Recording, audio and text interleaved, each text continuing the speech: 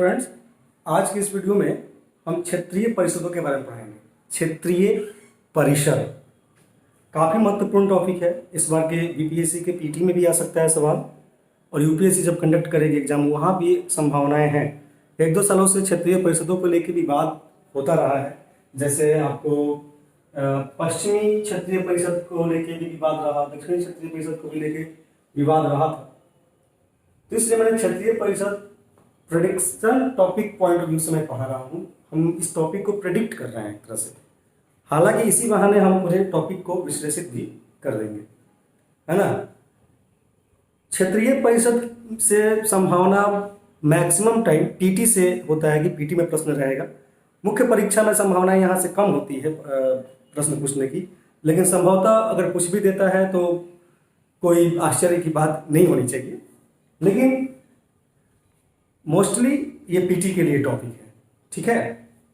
तो क्षेत्रीय परिषदों का गठन अगर देखा जाए तो राष्ट्रपति ही करते हैं, लेकिन संविधान में ऐसा नहीं किसी आर्टिकल में या किसी भाग में इसका कोई चर्चा है। इसीलिए यह एक परामर्शदात्री एडवाइजरी संस्था है, ठीक है। यह एक एडवाइजरी संस्था है और क्षेत्रीय परिषदों का निर्माण 1956 में राज्य पुनर्गठन की सिफारिश से की गई थी, ठीक है। राज्य पुनर्गठन की सिफारिश से, या जिसे राज्य पुनर्गठन अधिनियम 1956 में आया था, तो उसी के सिफारिश से, ठीक है, क्षेत्रीय परिषदों की गठन किया गया। आपको उस समय बहुत विवाद रहता था कि भाई राज्यों का गठन भाषा के आधार पर किया जाए या फिर किसी प्रशासनिक पॉइंट ऑफ व्यू से किया जाए।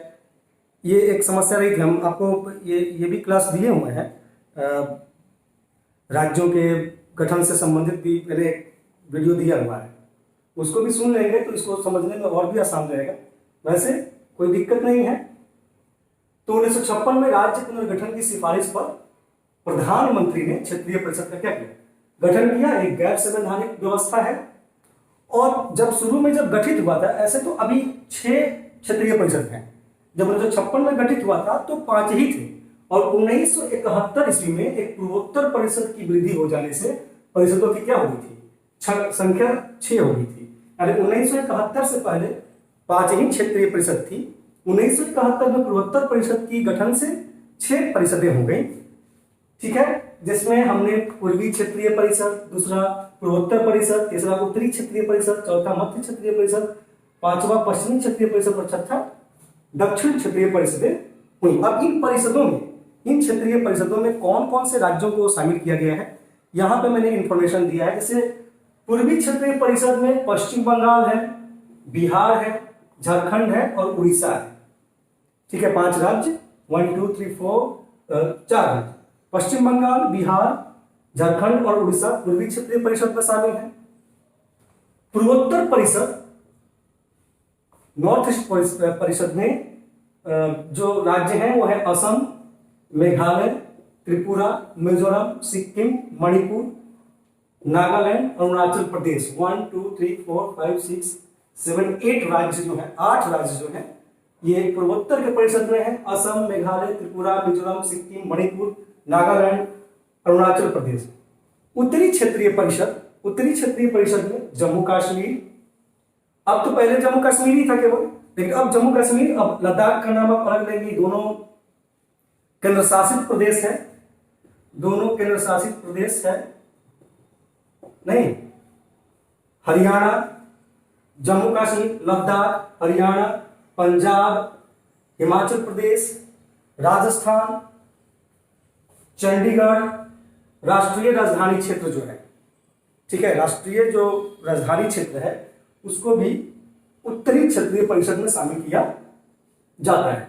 ध्यान रखेंगे, उत्तरी क्षेत्रीय परिषद में जम्मू कश्मीर, लद्दाख, हरियाणा, पंजाब, हिमाचल प्रदेश, राजस्थान, चंडीगढ़ और राष्ट्रीय राजधानी परिषद। आप शॉर्ट स्क्रीन भी ले सकते हैं बोर्ड का, ठीक है।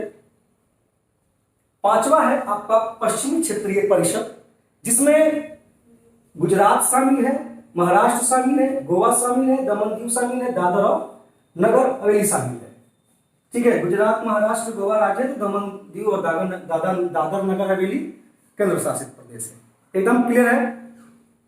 पूछ भी देता है कि इसमें से कौन सा राज्य किस क्षेत्रीय परिषद में आता है या फिर नहीं आता, या पूछ देगा ऐसी सवाल कि उत्तरी क्षेत्रीय परिषद में इनमें से कौन सा राज्य शामिल नहीं है, ठीक है, या कौन सा केंद्र शासित प्रदेश राज्य शामिल नहीं है। ऐसे भी सवाल पूछे जा सकते हैं, ध्यान रखेंगे। अभी और भी चीजें बतानी बाकी हैं। और छठा जो परिषद था दक्षिण क्षेत्रीय परिषद, इसमें आंध्र प्रदेश, तेलंगाना फिर बना बाद में तो तेलंगाना, फिर केरल, कर्नाटक, तमिलनाडु और पांडिचेरी, जो केंद्र शासित प्रदेश पांडिचेरी है वो भी। तो आंध्र प्रदेश, तेलंगाना, केरल, कर्नाटक, तमिलनाडु के साथ पांडिचेरी भी शामिल है दक्षिण क्षेत्रीय परिषद में। मैंने एक नोट लिख दिया है ताकि आपको हमेशा से दिक्कत ना हो, क्योंकि मैंने यहाँ पे लिखा है कि 1956 के में राज्य पुनर्गठन की सिफारिश पर प्रधानमंत्री ने इसका निर्माण किया, लेकिन जहां तक गठन की बात है सिस्टमेटिक तरीके से क्षेत्रीय परिषद का गठन राष्ट्रपति के द्वारा किया जाता है, ध्यान रखेंगे, ठीक है। इसके बाद हम इसके कार्य को देखेंगे, इसके कार्य क्या है, इसके संरचनाएं क्या है, कौन कौन से लोग इसमें शामिल होते हैं, अध्यक्ष कौन होता है, ठीक है। तो देखते हैं, इसके बाद हम इनके कार्यों के बारे में समझने का प्रयास करते हैं, ध्यान रखेंगे, इसको तैयार कर लीजिएगा। एक प्रश्न यहां से बीपीएससी के अंदर या यूपीएससी के अंदर भी, पीटी के अंदर हो सकता है, ठीक है। देखते हैं अगले टॉपिक को, क्षेत्रीय परिषद से संबंधित। तो हम लोग समझने का प्रयास करते हैं कि क्षेत्रीय परिषद के सदस्यों के बारे में, क्षेत्रीय परिषद के कार्य के बारे में, और क्षेत्रीय परिषद किन मामलों में सलाह दे सकता है या सलाह देता है, उसके बारे में बात करेंगे। देखेंगे कि परिषदों के सदस्य के मसले क्या है, इसमें कौन कौन से सदस्य शामिल हो सकते हैं, ठीक है। देखेंगे कि देखो, वैसे क्षेत्रीय परिषद के जहां तक कार्य का मसला है, ये तो सबसे महत्वपूर्ण कार्य है कि क्षेत्रीय समस्याओं का निवारण तो करता ही है, और साथ ही साथ क्षेत्रीय समस्याओं के निवारण के साथ साथ ये देश की एकता और अखंडता को भी मेंटेन रखने में, बनाए रखने में महत्वपूर्ण भूमिका निभाता है। तो इसका इंपॉर्टेंस आप कम करके कभी नहीं आंक सकते। तो देखते हैं परिषद के सदस्यों के मामले में कि ये गृह मंत्री या राष्ट्रपति द्वारा मनोनीत केंद्र सरकार का एक मंत्री इसमें शामिल होता है। गृह मंत्री या राष्ट्रपति द्वारा मनोनीत केंद्र सरकार का मंत्री, केंद्र सरकार के मंत्री शामिल होते हैं। दूसरा, नीति आयोग या योजना आयोग जो था, जो नीति आयोग में तब्दील हो गया, नीति आयोग के सदस्यगण के सलाहकार के रूप में भी इसमें सदस्य शामिल होते हैं। तीसरा, परिषद के अधीन आने वाले मुख्यमंत्री शामिल होते हैं। परिषद के अधीन जो मुख्यमंत्री हैं वो भी शामिल होते हैं। परिषद के सदस्यों में राज्य के राज्यपालों द्वारा नामजद या मनोनीत दो अन्य मंत्री शामिल होते हैं। साथ ही राज्य के मुख्य सचिव सलाहकार के रूप में शामिल होते हैं। फिर संघ राज्य जो केंद्र शासित प्रदेश है, उसमें राज्य की स्थिति में राष्ट्रपति द्वारा मनोनीत सदस्य एक सदस्य इसमें शामिल होते हैं। यानी कि अगर जहां तक क्षेत्रीय परिषद में सदस्यों का मसला है, तो ये 6 पॉइंट्स आपको ध्यान में रखने होंगे। आप स्क्रीनशॉट ले लीजिएगा पूरे बोर्ड का, ठीक है। नोट में हमने दे दिया है कि प्रत्येक क्षेत्रीय परिषद का गृह मंत्री या राष्ट्रपति द्वारा मनोनीत केंद्रीय मंत्री अध्यक्ष होता है। गृह मंत्री या राष्ट्रपति द्वारा मनोनीत जो केंद्रीय मंत्री होता है, वही उसका अध्यक्ष होता है। 6 क्षेत्रीय परिषद हैं, तो हर क्षेत्रीय परिषद के अपने एक अध्यक्ष होंगे जो राष्ट्रपति या गृह मंत्री द्वारा मनोनीत होंगे, ठीक है।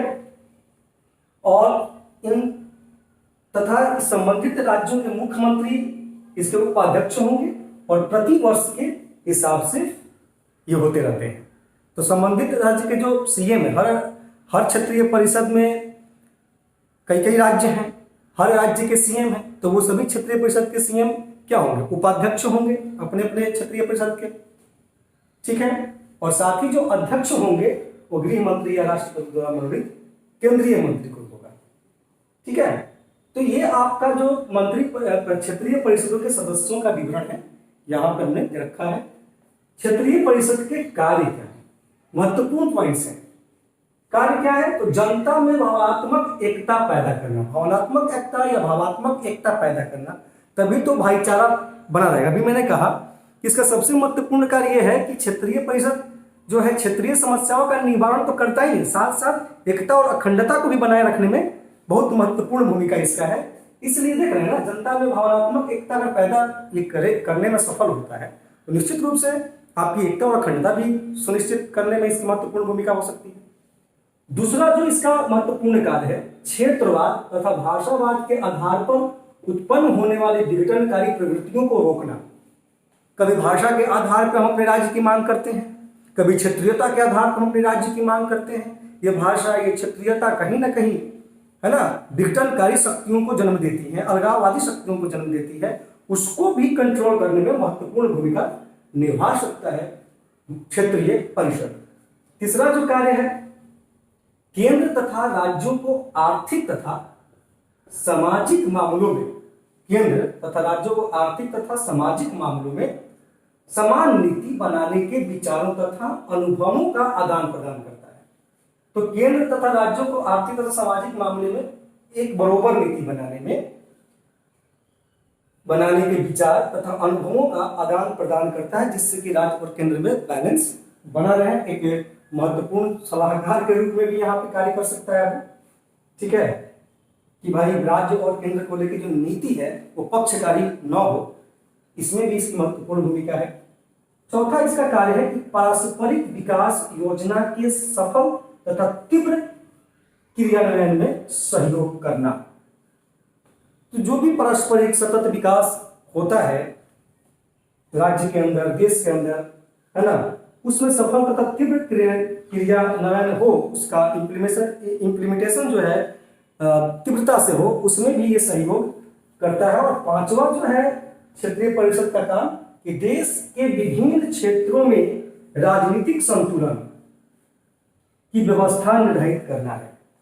देश के विभिन्न क्षेत्रों में राजनीतिक संतुलन की व्यवस्था बनाए रखना, या राजनीतिक संतुलन की व्यवस्था को निर्धारित करना इसका महत्वपूर्ण कार्य है। इतना कार्य आप समझ सकते हैं कि निश्चित रूप से क्षेत्रीय परिषद कितना महत्वपूर्ण इंस्टीट्यूशन, एडवाइजरी संस्था हो सकती है ना, जिनके ऊपर इन मसलों को समाधान करने की जिम्मेदारियां हैं।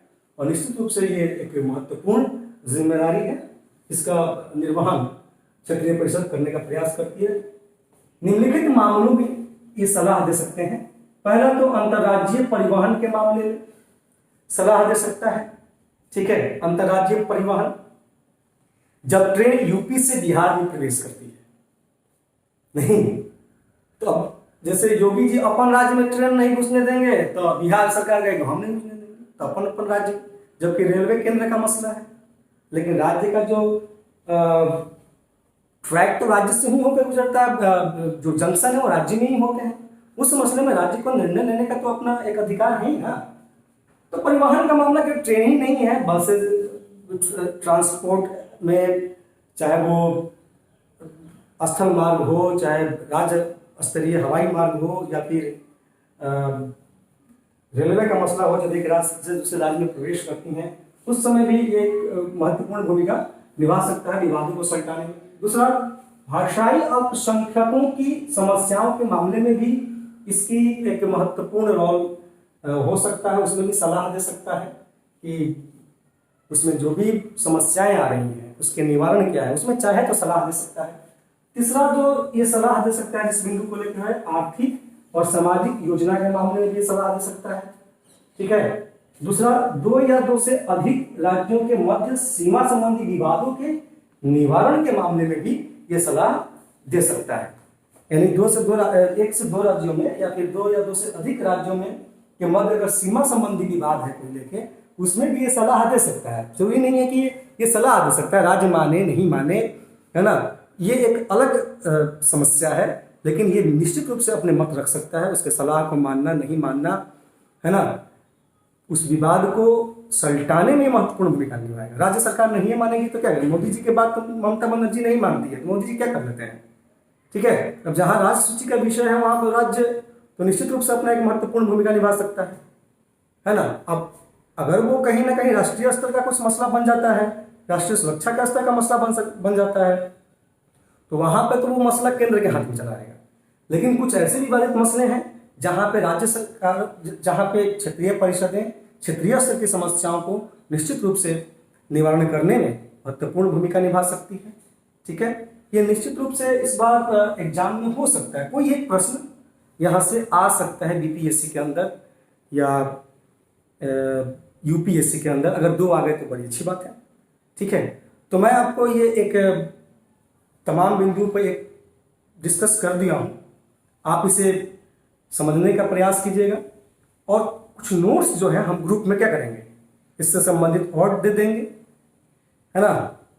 और निश्चित रूप से यह टॉपिक आपका क्लियर रहेगा और यहाँ से प्रश्न आएगा तो निश्चित रूप से नहीं छूटेगा, इसे टेंशन न लें, आप इसको तैयार कर लें। ठीक है, धन्यवाद।